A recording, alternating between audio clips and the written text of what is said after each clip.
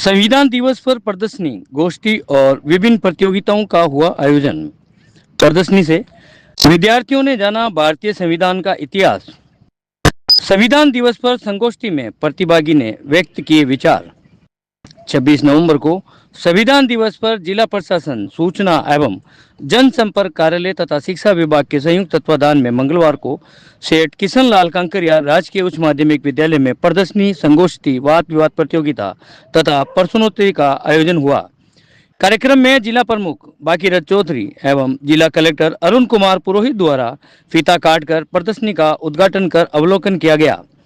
कार्यक्रम में जिला कलेक्टर द्वारा संविधान की उद्देशिका का वाचन करवाया गया। सूचना एवं जनसंपर्क कार्यालय द्वारा संविधान के इतिहास, इसके प्रावधानों और इसके महत्व को दर्शाती प्रदर्शनी से विद्यार्थियों का ध्यान आकर्षित किया। इस अवसर पर आयोजित वाद विवाद प्रतियोगिता में 8 पाठशालाओं के 16 प्रतिभागियों ने हिस्सा लिया। कार्यक्रम में जिला प्रमुख भागीरथ चौधरी ने संबोधित करते हुए कहा कि संविधान दिवस हमें हमारे देश के संविधान के महत्व को समझाने, इसके प्रावधानों का पालन करने का अवसर प्रदान करता है। हमें अपने देश के संविधान को समझना चाहिए और उसके प्रावधानों का पालन करना चाहिए। उन्होंने कहा कि संविधान हमारे देश की आधारशिला है और हमें न्याय, स्वतंत्रता, समानता और बंधुत्व के मूल्यों की याद दिलाता है। इस अवसर पर अपने संबोधन में जिला कलेक्टर अरुण कुमार पुरोहित ने कहा कि भारतीय संविधान में संविधान सभा द्वारा विभिन्न श्रेष्ठ प्रावधान विभिन्न देशों के लिए किए गए। उन्होंने कहा कि हमारे देश का संविधान लचीला होने के साथ साथ संविधान की मूल भावना के संदर्भ में कठोर भी है। उन्होंने कहा कि परिवार, समाज, कानून व्यवस्था के अनुसार संविधान में संशोधन की भी परिस्थिति के अनुसार किए जाने का प्रावधान संविधान में किया गया है। संविधान में कार्यपालिका, न्यायपालिका व विधायिका में जो शक्तियों के संतुलन का रूप दिखाई देता है वह अपने आप में विशिष्ट है। उन्होंने संविधान दिवस पर विद्यार्थियों को संविधान के मूल्य को समझाते हुए उनके अनुसार श्रेष्ठ नागरिक बनने का आह्वान किया। कार्यक्रम में जिला परिषद के मुख्य कार्यकारी अधिकारी रविंद्र कुमार, मुख्य ब्लॉक शिक्षा अधिकारी अनीता बांगड़ी, अधिवक्ता गोविंद सोनी एवं भगवान सिंह विधि महाविद्यालय के कार्यवाहक प्राचार्य हर्ष इनानिया, असिस्टेंट प्रोफेसर उमेश सिंह, रतनबेन विद्यालय के प्राचार्य संतोष चौधरी, कांकरिया विद्यालय के प्रधानाचार्य शंकर लाल शर्मा ने भी अपने विचार व्यक्त किए। उपखंड अधिकारी नागौर गोविंद सिंह बिंचर ने बताया कि क्या सभी नागरिक समान अधिकारों का समान रूप से उपयोग कर पाते हैं। विषय पर आयोजित इस प्रतियोगिता में स्वामी विवेकानंद मॉडल स्कूल नागौर की बालिका तनुश्री शर्मा ने प्रथम स्थान प्राप्त किया, जबकि रतनबेन बालिका उच्च माध्यमिक विद्यालय की छात्रा अनुष्का सिंह द्वितीय रही तथा महात्मा गांधी अंग्रेजी माध्यमिक विद्यालय ताउसर की बालिका सरस्वती ने तृतीय स्थान प्राप्त किया। प्रतियोगिता में व्याख्याता मनोज कुमार सेन, सुरेश बारूपाल व राम नारायण ने निर्णायक दायित्व का निर्वहन किया। सूचना एवं जनसंपर्क अधिकारी श्रीमती आकांक्षा पालावत ने बताया कि इस संगोष्ठी में संविधान के महत्व और इसके प्रावधानों पर विस्तृत चर्चा की गई। वक्ताओं तथा छात्रों ने संविधान के विभिन्न पहलुओं पर अपने विचार प्रस्तुत किए, इसके महत्व को समझने का प्रयास किया। इस दौरान वक्ताओं ने बताया कि संविधान दिवस पर हर साल 26 नवंबर को मनाया जाता है। ये दिन भारतीय संविधान के अपनाए जाने की याद में मनाया जाता है, जो 26 नवंबर 1949 को संविधान सभा द्वारा अंगीकृत किया गया था। इस मौके पर नवीन माथुर, बालकिशन बाटी, अजय शर्मा, श्रवण राम सहित प्रशासनिक एवं शिक्षा विभाग के अधिकारी व कार्मिक उपस्थित रहे। हम भारत के लोग भारत को एक संपूर्ण प्रभुत्व संपन्न समाजवादी पंथनिरपेक्ष लोकतंत्रात्मक गणराज्य बनाने के लिए तथा उसके समस्त नागरिकों को सामाजिक, आर्थिक और राजनीतिक न्याय, विचार, अभिव्यक्ति, विश्वास, धर्म और उपासना की स्वतंत्रता, प्रतिष्ठा और अवसर की समानता प्राप्त कराने के लिए तथा उन सब में व्यक्ति की गरिमा और राष्ट्र की एकता और अखंडता सुनिश्चित करने वाली बंधुता बढ़ाने के लिए दृढ़ संकल्प होकर संविधान सभा में तारीख 26 नवंबर 1949 को एतद द्वारा इस संविधान को अंगीकृत अधिनियमित और आत्मार्पित करते हैं। जय हिंद, जय भारत, जय संविधान। आप सभी बैठे। संविधान का 75वां दिवस मना रहे हैं, 75वां वार्षिक दिवस मना रहे हैं। संविधान को लागू अंगीकार किए हुए संघ जो संविधान पारित हुआ उससे पहले 1946 के अंदर दिसंबर के अंदर इसकी प्रथम बैठक हुई थी संविधान सभा की, जिसके अंदर लगभग 289 मेंबर्स थे अखंड भारत के। जब विभाजन हो गया उसके बाद उसमें से 30-35 मेंबर्स कम हो गए, तो अखंड भारत के उस समय 289 मेंबर्स थे और दिसंबर 46 में इस सभा की प्रथम बैठक हुई थी और 7 व्यक्तियों की, इसमें से 289 में से 7 व्यक्तियों की एक संविधान प्रारूप समिति बनाई गई थी। उसके अध्यक्ष और संविधान के रचयिता बाबा साहब भीमराव अंबेडकर थे। वह संविधान के मूल जो निर्माता और निर्देशक जो कह सकते हैं बाबा साहब भीमराव अंबेडकर थे। संविधान की अपन जो आज कलेक्टर साहब ने उद्देश्य पढ़ करके सुनाया, उसके अंदर भावना जो है हम भारत के लोग, मतलब संविधान सभा कह रही है कि हम जितने भी भारत के लोग हैं, जितने भी भारत के नागरिक हैं, ये बात इतनी सी लगती है, परंतु सुप्रीम कोर्ट और हाई कोर्ट्स को इस प्रियम्बल के एक एक वर्ड के ऊपर चलना पड़ता है। हम भारत के लोग, इसका मतलब भारत के जो भी नागरिक है उसके ऊपर ये लागू है, भारत के बाहर से जो भी है उसके ऊपर ये लागू नहीं है। हम भारत के लोग एक इस प्रकार का समाजवादी और धर्मनिरपेक्ष, पंथ निरपेक्ष संविधान का निर्माण करते हैं। इस बारे में जो स्टार्टिंग लाइन है, आज मैं बताना चाहूंगा कि संविधान में ये जो 2 शब्द जोड़े गए, समाजवादी और पंथ निरपेक्ष, उसको पिछले करीबन 2 साल पहले चैलेंज किया गया था सुप्रीम कोर्ट में। और बहुत खुशी की बात है कि सुप्रीम कोर्ट ने आज ही इसके बारे में निर्णय सुनाया और ये रिट खारिज कर दी कि ये समाजवादी और पंथ निरपेक्ष जो शब्द है इसके अंदर एज इट इज ऐसे ही प्रकार से रहेगा, क्योंकि प्रधानमंत्री, तत्कालीन प्रधानमंत्री इंदिरा गांधी ने पार्लियामेंट के अंदर संविधान में संशोधन करके और ये 2 शब्द उसके अंदर जोड़े थे उस समय, समाजवादी और पंथ निरपेक्ष। उस बात को चैलेंज ये करके दिया गया था कि जिस प्रकार से पार्लियामेंट की मीटिंग होनी चाहिए थी उस प्रकार से नहीं थी। ये एक मैन टू मैन तुरंत उस समय प्रस्ताव पारित करके लागू कर दिया गया था, परंतु पार्लियामेंट ने, सुप्रीम कोर्ट ने इस सब बातों को सुनने के बाद आज ही संविधान दिवस पर इस निर्णय को सुनाया है और ये जो वर्ड है समाजवादी और पंथ निरपेक्ष, वो प्रियम्बल के अंदर एज इट इज का ये लागू रहेगा।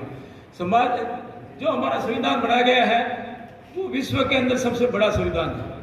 अफ्रीका से भी लिया गया, ब्रिटेन का जो लिखित में संविधान नहीं है, परंतु वहाँ की जो है रीति उसके जो फैसले हैं उसको लेते हुए, जगह जगह से अपने संविधान की जो अच्छी बातें वो लेते हुए भारत का एक संविधान बनाया गया। इसके अंदर सबसे बड़ी बात है कि 2 चीजें महत्वपूर्ण है। संविधान 2 चीजों में बाइफरकेट होता है, एक अधिकार और दूसरा कर्तव्य। संविधान आपको अधिकार भी देता है, अपने अखबारों में कई दफे पढ़ते हैं इस मामले में लेकर के रिट आई हुई और रिट स्वीकार की गई, तो वो अधिकारों के लिए हो जाते हैं। तो अधिकार और कर्तव्यों का भी भान ये संविधान कराता है कि भारत के नागरिकों को, भारत के लोगों का क्या कर्तव्य है। आपके अधिकार भी हैं, साथ के साथ कर्तव्य भी हैं। इसी प्रकार उसके अंदर संविधान के अंदर लगभग क्या 395 अनुच्छेद हैं और 8 अनुसूची है। आज तक संविधान के अंदर लगभग 105 संशोधन हो गए, जिसके अंदर महत्वपूर्ण कई प्रकार के केशवानंद भारती का डिसीजन हुआ उसके संदर्भ में थे, साहबानों के संदर्भ में सुप्रीम कोर्ट का जो फैसला हुआ उसके लिए अमेंडमेंट किए गए। इस प्रकार से कई प्रकार के संशोधन संविधान को समय समय पर अपने आप रिनोवेट करते हुए पार्लियामेंट ने कम से कम 105 संशोधन इसके अंदर पारित किया गया है। और भारत का संविधान इस प्रकार का है कि हम सबको अधिकार भी देता है। उन अधिकारों के नाते हम आज शिक्षा प्राप्त करते हैं, भूमि प्राप्त करते हैं, शिक्षा का अधिकार, संपत्ति का अधिकार, स्वतंत्रता का अधिकार, राइट टू एजुकेशन, इस प्रकार के कई अधिकार है, स्वतंत्रता का अधिकार, बोलने का अधिकार। ये जो आपकी मौलिक स्वतंत्रताएं हैं, उन स्वतंत्रता को अधिकारों के अंदर डाल दिया गया और वो आपके अधिकारों के नाते उनके लिए अगर आप किसी प्रकार का आपको कोई शिकायत है इन अधिकारों के संदर्भ में तो उनकी रेमेडी आपको हाई कोर्ट और सुप्रीम कोर्ट में मिलेगी। नागरिक के लिए आज का दिन बहुत ऐतिहासिक दिन है। आज से ठीक 75 वर्ष पूर्व 26 नवंबर 1949 को संविधान सभा द्वारा संविधान को अंगीकार किया, यानी अंतिम रूप दिया मार्गशीर्ष शुक्ल सप्तमी संवत 2006 को। अपने सबके लिए गौरव की बात है कि विश्व का सबसे बड़ा लिखित संविधान है भारत का संविधान। अपने रास बिहारी प्रेम बिहारी बोस द्वारा, प्रेम बिहारी राजदादा साहब द्वारा ये प्रत्येक पेज हस्तलिखित में है और प्रत्येक फर्स्ट में 281 पेज में अपना जो पूर्ण हस्तलिखित में हिंदी और इंग्लिश में दोनों प्रतिलिपि है। संविधान का निर्माण के बारे में अपने कहा जाता है कि विश्व के विभिन्न देशों से अपन ने उपबंध लिए हैं, लेकिन वास्तविकता ये है कि संविधान सभा ने 2 वर्ष 18 माह 11 दिन तक प्रत्येक उपबंध जिसको सम्मिलित किया भारतीय संविधान में, उस पर गहन डिस्कस के बाद उसमें भारतीय संविधान में अंगीकार किया गया। भारतीय संविधान मूल संविधान में 8 अनुसूचियाँ और 395 अनुच्छेद थे। बाद में प्रथम संविधान संशोधन, 10वें संविधान संशोधन और 73 और 74 से 4 अनुसूचियाँ और जोड़ी गई, क्रम से 9, 10, 11, 12 22 अध्याय थे। लेकिन मोटे रूप से आज टाइम के अकॉर्डिंग अपन 3 जो अध्याय है 3, 4 और 5 फंडामेंटल राइट्स, डायरेक्टिव प्रिंसिपल और फंडामेंटल ड्यूटीज़, इन पर अपने को विशेष ध्यान देना है। जैसा कि भारतीय प्रस्तावना अभी वकील साहब बता रहे थे, मूल संविधान में संकल्पना भी एक प्रभुत्व संपन्न समाजवादी पंथ निरपेक्ष लोकतंत्र गणराज्य की गई थी और प्रत्येक भारतीय नागरिक को सामाजिक, आर्थिक, राजनीतिक न्याय तथा विचार, अभिव्यक्ति, विश्वास, धर्म और उपासना की स्वतंत्रता, प्रतिष्ठा और अवसर की क्षमता का उपबंध किए गए और संविधान के तहत शक्ति भारत की जनता में निहित की गई, हम भारत के लोग में निहित की गई। फंडामेंटल राइट्स मोटे मोटे रूप से 6 तरीके के अपने फंडामेंटल राइट्स हैं, जिसकी अपन अमूमन बात कर रहे हैं। राइट टू इक्वलिटी आर्टिकल 14 से 18 तक, राइट टू फ्रीडम 19 से 22 तक, right to exploitation article 23 and 24, धर्म की स्वतंत्रता 32 से 28 और माइनॉरिटीज़ के राइट्स 19 और 30 और संवैधानिक उपचार 32 में। ये जो मोटे मोटे रूप से अपन फंडामेंटल राइट्स बताए गए, इनके वायलेशन पर अपन सीधे सुप्रीम कोर्ट में आर्टिकल के तहत क्रियान्वयन करवा सकते हैं और अंडर आर्टिकल 226 तहत हाई कोर्ट में भी क्रियान्वयन करवा सकते हैं। डायरेक्टिव प्रिंसिपल जो चैप्टर 4 में है, उनके बारे में उनके वायलेशन होने पर क्रियान्वयन तो नहीं किया करवा सकते हैं, लेकिन राज्य पे दायित्व डाला गया कि विधि बना के इनको लागू करेंगे। और बहुत से जो डायरेक्टिव प्रिंसिपल थे, राज्य ने अपना दायित्व निभाते समय के साथ उनको फंडामेंटल राइट में तब्दील कर दिया। जैसे आर्टिकल 45 के तहत पहले जो राइट टू एजुकेशन था उसको 21 से कहते थे, तो पंचायत राज का आर्टिकल 40 में डायरेक्टिव प्रिंसिपल था, वो पंचायत राज अधिनियम और 73 अमेंडमेंट करके उसको लागू करने का राज्य ने लागू किया है। अब बात आती है फंडामेंटल ड्यूटीज की। अपन सभी संविधान के और अपने अधिकारों के प्रति जागरूक है और प्रत्येक नागरिक को जागरूक होना भी चाहिए, लेकिन सबसे महत्वपूर्ण है अपने अपने दायित्व का भी अपने को ध्यान रखना चाहिए। आज संविधान दिवस पर जो अपने फंडामेंटल ड्यूटीज भारतीय संविधान के द्वारा जो निर्धारित किए गए, उनका अगर अपन आज प्रण लें कि अपन उनका दायित्व, उनको ईमानदारी से अपन उनका निर्वहन करेंगे, तो अपने आप फंडामेंटल राइट्स की का मतलब प्रोटेक्ट हो जाएंगे। और अपन सब के लिए सबसे बड़ी बात है, जिस तरीके पर पर्यावरण स्वच्छ पर्यावरण बढ़ना प्रत्येक व्यक्ति का फंडामेंटल राइट्स है, लेकिन अपन अपना फंडामेंटल ड्यूटीज़ भी है कि अपन अपना आसपास का क्षेत्र को गंदा नहीं करें। दूसरी तरीके से जैसे आज वुमेन्स एम्पावरमेंट की बात आ रही है, वुमेन्स के अगेंस्ट क्राइम की बात आ रही है, लेकिन अपनी फंडामेंटल ड्यूटीज़ है कि ऐसी प्रथाओं का त्याग करें जो महिलाओं के डिग्निटी के खिलाफ हो। तो अपने को आज संकल्प लेना है कि जो भारतीय संविधान द्वारा फंडामेंटल ड्यूटीज़ निर्धारित किए गए, उनका अपन निर्वहन करके राष्ट्र के निर्माण में अपना बेहतर योगदान दें। आज अपने को इस संविधान दिवस मनाने का तभी सार्थकता है जब अपन अपने जीवन में जो भारतीय संविधान द्वारा जिन मूल्यों को, जिन आदर्शों का उपबंध किया गया, उनको जीवन में यथार्थ में उतार कर राष्ट्र के विकास में यथार्थ में योगदान दें, तभी अपना राष्ट्र का विकास होगा ये अपन सब लोगों को आज प्रण लेना चाहिए। और जब ह्यूमन राइट की बात प्रोटेक्शन की चारों तरफ होती है, लेकिन वैश्विक स्तर पर भी देखें तो ह्यूमन राइट को प्रोटेक्ट करने वाला कोई विश्व स्तर पर कोई सबसे बढ़िया डॉक्यूमेंट्स या है तो वो भारतीय संविधान है। भारतीय संविधान से बेहतर कहीं भी फंडामेंटल राइट्स के प्रोटेक्ट करने वाली बात, सबसे बेहतर बात भारतीय संविधान में बंद है। मैं आप सभी को पुनः संविधान दिवस पर बधाई देता हूँ। संविधान स्थापना दिवस मना रहे हैं। हमारे पधारे हुए सभी महानुभावों में से अपने कलेक्टर साहब, सीओ साहब और पधारे हुए लॉ यूनिवर्सिटी के प्रिंसिपल साहब और सभी पधारे हुए अधिकारीगण, छात्रगण, छात्राएँ, पधारे हुए नागरिकों और सम्मानित मंच। आज जो संविधान की अपन विवेचना कर रहे हैं वो संविधान अपन को सब प्रकार के अधिकार दे रहा है। इससे पहले संविधान से पहले आज जैसे अपन बैठे हैं, पढ़ाई का भी अधिकार नहीं था और ये मीटिंगें करने का भी अधिकार नहीं था। कोई भी आदमी 5 आदमी से ज़्यादा जो है इकट्ठा नहीं हो सकता था, लेकिन संविधान ने ये अधिकार दिया। अपन सब जो है एक जगह पढ़ाई कर सकते हैं, सबको समान अधिकार है। नहीं पहले ये अधिकार नहीं था पढ़ाई का, और न बोलने का अधिकार था, न कोई काम करने का अधिकार था। इसलिए अपना संविधान जो बनाया गया है उसके अंदर जो कर्तव्य भी दिए गए, अधिकार भी दिए गए हैं और उनके तहत अपना जो है दिनों दिन विकास हो रहा है। यही मैं कहना चाहता हूँ। धन्यवाद। आज भारतीय संविधान के 75वें वर्ष पूर्ण होने पर इस वर्षगांठ पर उपस्थित इस कार्यक्रम में नागौर जिले के जिला प्रमुख महोदय, विशिष्ट अतिथि श्री गोविंद जी सोनी, मेरे साथी अधिकारी सीईओ जिला परिषद, एसडीएम नागौर, मंचासीन सभी अतिथिगण, मीडिया के साथियों, लॉ कॉलेज से पधारे हुए प्रिंसिपल साहब और उनकी पूरी फैकल्टी, यहाँ स्कूल के प्रिंसिपल और यहाँ के संकाय के सभी सदस्यगण और प्यारे विद्यार्थियों। संविधान दिवस के बारे में, संविधान के बारे में बहुत सारी बातें आपसे की गई। ये जो संविधान सभा थी जिसके अध्यक्ष डॉक्टर राजेंद्र प्रसाद थे और जिसकी जो ड्राफ्टिंग कमेटी थी, जो प्रारूप समिति थी, उसके अध्यक्ष डॉक्टर भीमराव अंबेडकर थे। बेसिक चीज़ें जो आपको पता रहे। आप में से कितने बच्चे ऐसे जिनके पॉलिटिकल साइंस सब्जेक्ट है? यहाँ शायद 11th-12th के बच्चे भी होंगे, पॉलिटिकल साइंस के कम है।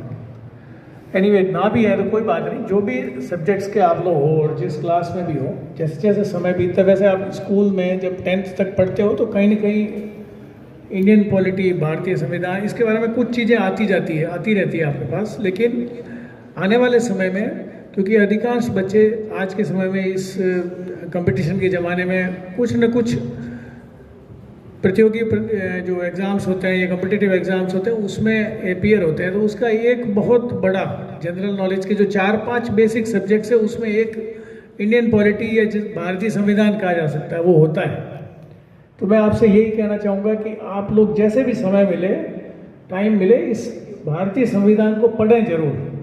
इसकी जो टेक्स्ट बुक्स, एक तो ये पूरा बेयर एक्ट है जो यहाँ आपके सामने पढ़ा है, इसको पढ़ के समझ में आने में दिक्कत आ सकती है, लेकिन बुक्स मिलती हैं वो भी पढ़ें। हिंदी, अंग्रेजी, जो भी मीडियम आपका है उस मीडियम में पढ़ें इसको। भारत का संविधान, भारत का कानून, जो लोग भारत में रहते हैं उनको उसके बारे में पता होना चाहिए, उसको पढ़ना चाहिए। अभी कुछ बच्चों ने बात भी की थी कि ये मूलभूत अधिकार है, जिसपे 2-3 बच्चों ने यहाँ पे एड्रेस भी किया था। मूलभूत, अंग्रेजी में बोले तो फंडामेंटल राइट। आप बता सकते हो ये फंडामेंटल क्यों कहते हैं इसको? ये मूलभूत अधिकार क्यों है?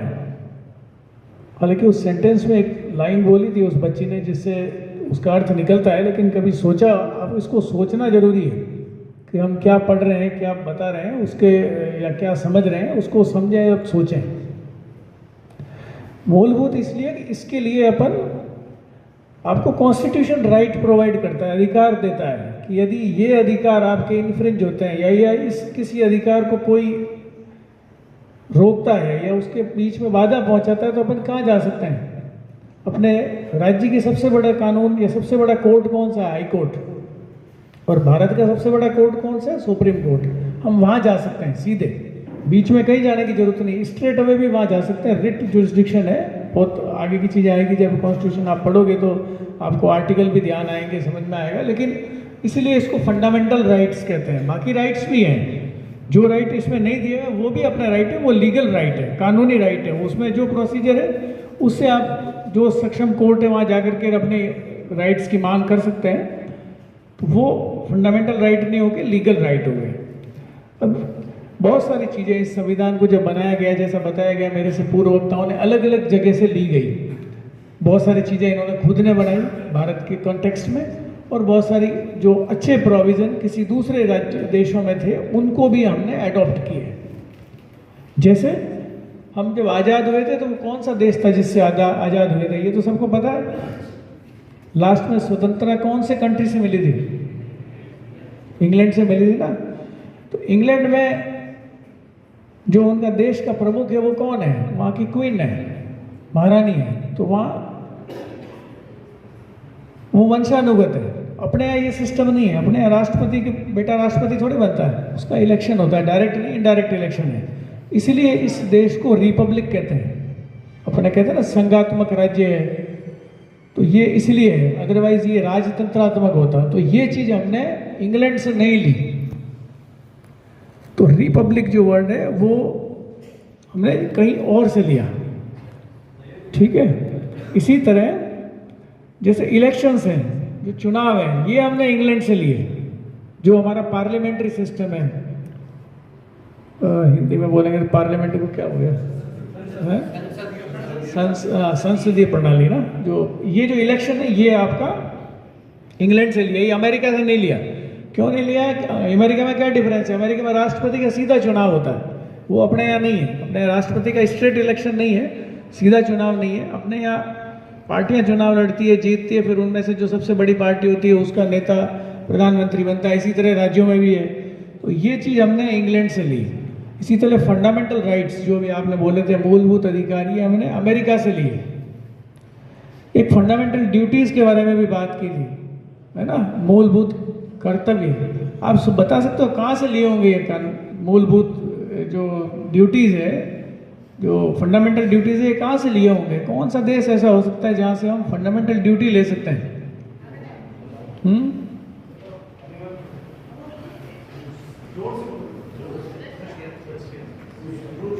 रूस, प्रोबेबली जापान है मेरे ख्याल से। जापान होना चाहिए, जापान से लिया बेटा। बैठो आप, हैं दोनों हैं, बैठिए। अच्छा बताया आपने।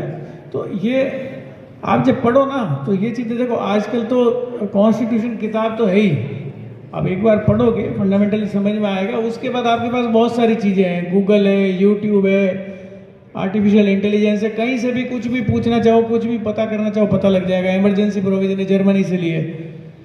तो हमारा जो ये संविधान है, इसकी सबसे बड़ी सफलता क्या है? सबसे बड़ी सफलता ये है कि 75 साल के बाद भी ये संविधान और ये देश ऐसे के ऐसे इंटैक्ट है।